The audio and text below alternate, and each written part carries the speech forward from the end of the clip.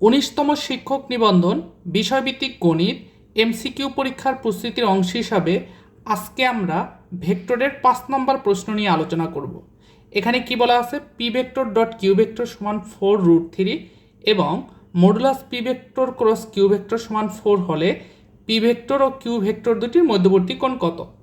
তাহলে আমরা ভেক্টর গুণনে কিন্তু দুই ধরনের গুণনের কথা জানি, একটা হচ্ছে স্কেলার গুণন বা ডট গুণন, আর একটা হচ্ছে ভেক্টর গুণন বা ক্রস গুণন। তাহলে স্কেলার গুণন বা ডট গুণনের একটা সম্পর্ক জানি, সেটা কি, পি ভেক্টর এবং কিউ ভেক্টর যদি দুইটা ভেক্টর হয় তাহলে তার ডট গুণন বা স্কেলার গুণনের ভিতরে সম্পর্ক P vector dot Q vector সমান P Q cos theta.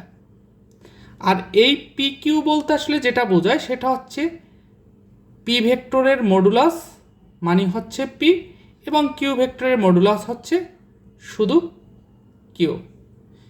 Clear?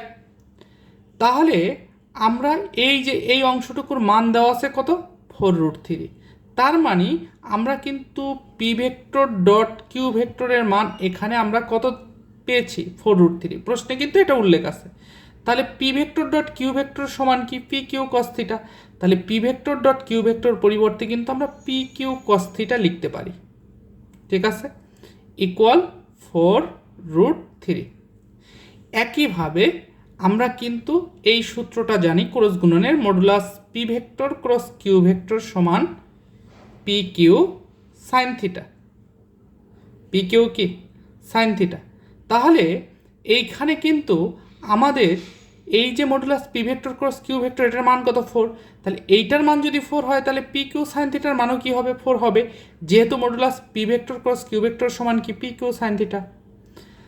এরপরে আমরা কি করব, এরপরে হচ্ছে আমরা এটাকে 2 নং সমীকরণ ধরলাম, এটাকে আমরা 1 নং সমীকরণ ধরলাম। এখন এই দুইটাকে আমরা কি করতে পারি, ভাগ করতে পারি।